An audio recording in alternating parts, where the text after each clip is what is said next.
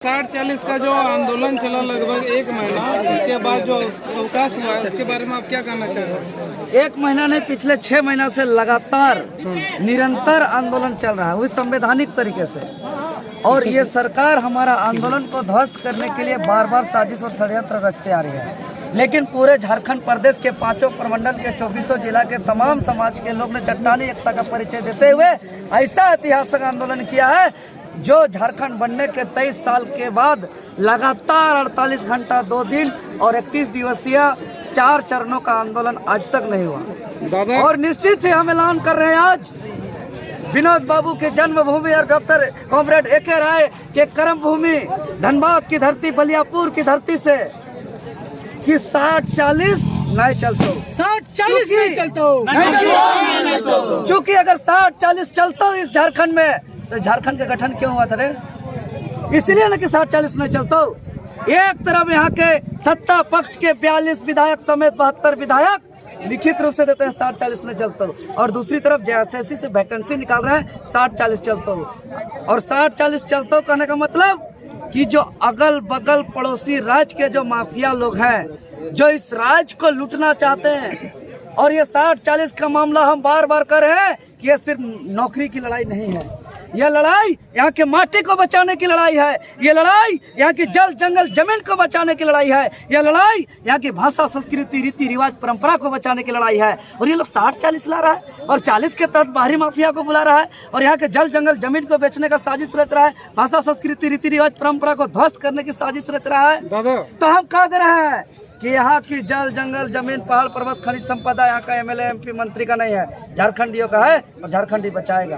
दादा जो देवेंद्र जिंदाबाद जिंदाबाद जिंदाबाद, देवेंद्र महतो जिंदाबाद जिंदाबाद, देवेंद्र महतो जिंदाबाद जिंदाबाद। दादा आप लोग आज बलियापुर के धरती पे पार्टी का गठन कर दिए हैं, तो 60-40 का मुद्दा क्या दब के रह जाएगा? क्यों दबेगा? आप लोग तो पार्टी बना रहे हैं ना।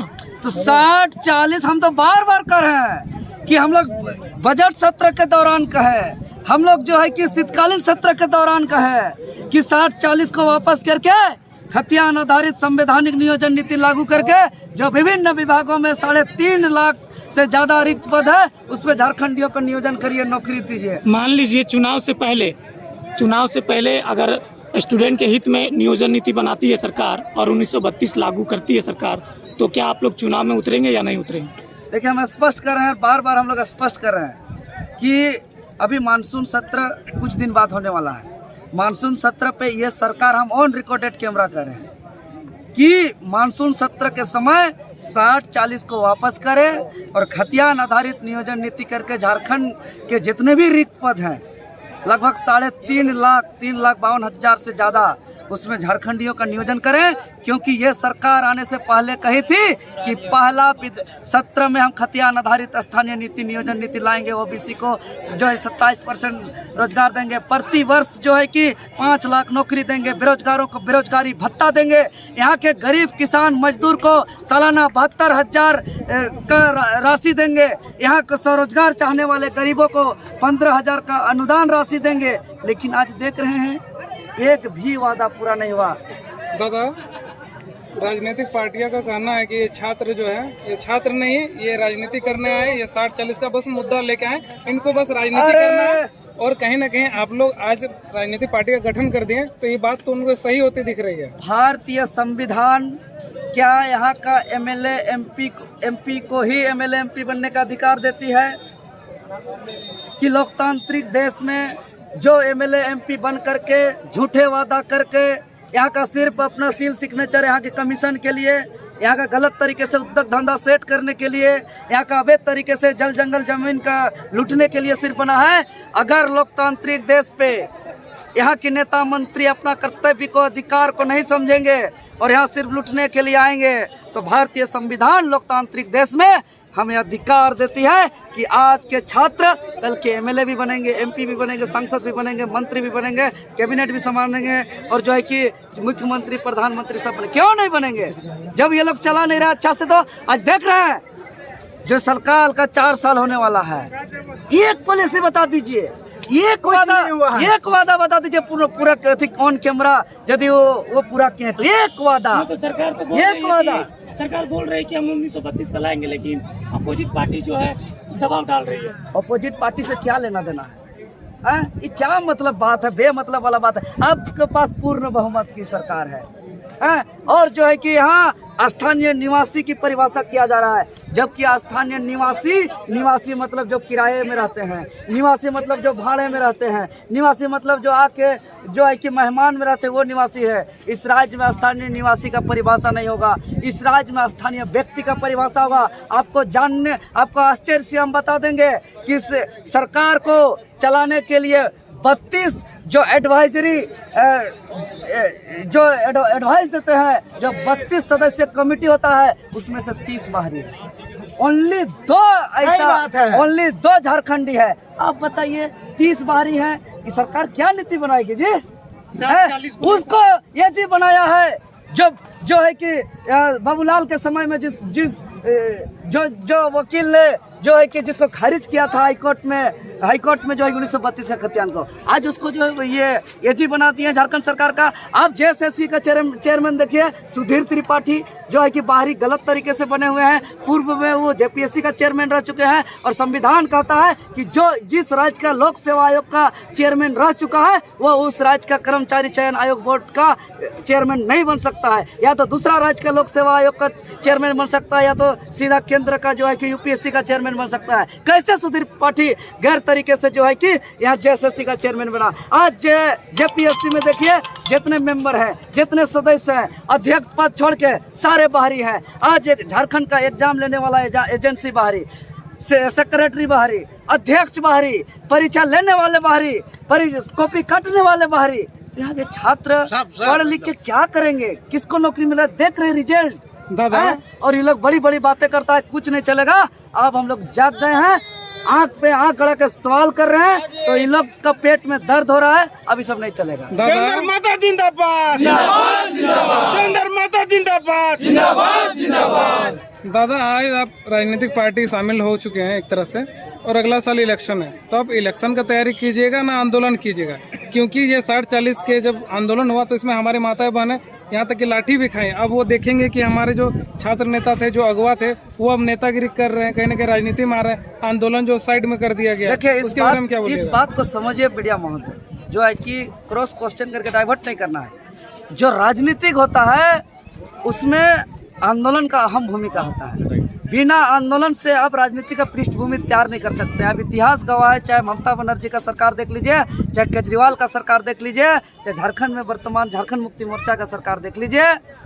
जो आंदोलन होता है, आंदोलन से अगर हमारा मांग पूरा किया जाता, पता है ये सरकार इतना गलत कर रहा है।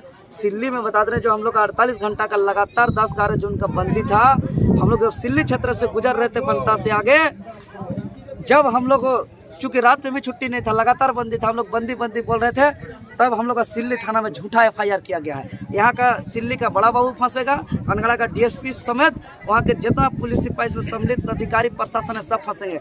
यहाँ क्या वर्दी पहन के यहाँ दादागिरी चलेगा क्या?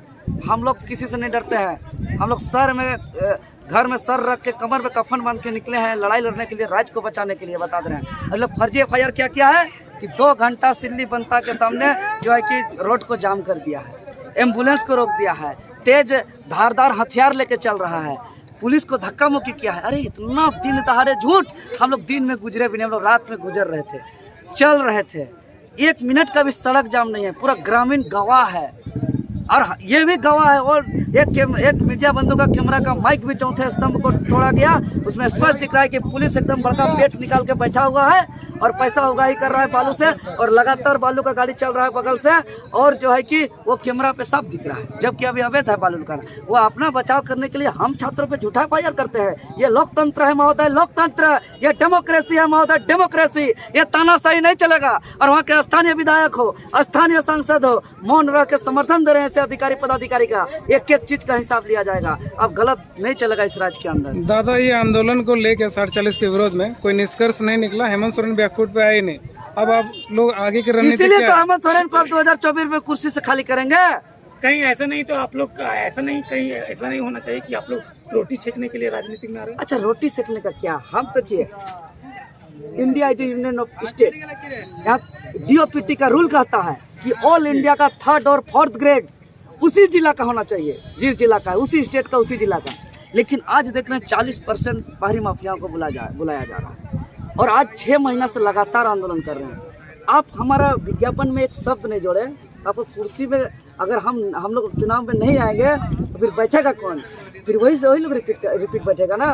तो उसको बाहर कैसे हम लोग भेजेंगे जब तक हम लोग वहाँ पे नहीं उतरेंगे तो मैदान पे। देवेंद्र महतो जिंदाबाद, जिंदाबाद, जिंदाबाद। देवेंद्र महतो जिंदाबाद, जिंदाबाद, जिंदाबाद। से बाहर करने के लिए यहाँ के आंदोलनरत छात्रों को आप सिस्टम पे आना ही होगा और अपने जो है कि कलम से यहाँ नीति बनाना होगा इस राज्य को। अन्यथा एक सीमा होता है शोषण का, यहाँ चरम सीमा हो गया है। अब इस चरम सीमा का अंत होना है और अंत सब युवा छात्र करेंगे। दादा एक आखिरी सवाल ये है, बहुत सारे छात्र जिनकी आयु समाप्त होने वाली है, मतलब एलिजिबिलिटी क्राइटेरिया क्रॉस करने वाली है, उनका कहना है कि अगर जो भी वैकेंसी आ रही होने दीजिए, ये लोग आंदोलन बेकार क्या कर रहे हैं। इनके आंदोलन करने से अगर बाई चांस वैकेंसी जो है अगर बढ़ जाता है डेट तो हम लोग कहीं ना कहीं एज खत्म हो जाएगा। वैसे अभ्यर्थियों को आप क्या करना चाहेंगे? उसके भावना का हम कद्र करते हैं, लेकिन हम उसका जो लंबे समय से जो तैयारी कर रहे हैं, अगर बाहरी और सरकार का IT सेल वाले हैं तो उसके लिए ये जवाब नहीं है। अगर सच में झारखंडी है और निश्चित ही 7 सालों से परीक्षा नहीं हुई तो कोई ऐसे कुछ छात्र हैं जिसका ये जबर हो रहा है जो इससे पीड़ित होंगे, वैसे छात्रों से हम निवेदन करेंगे कि वो जो इस भावना से बोल रहे हैं कि वो नौकरी का इच्छा से बोल रहे हैं, नौकरी पाना उसके लिए इच्छा है कि परीक्षा देना उसके लिए खुशी की बात है।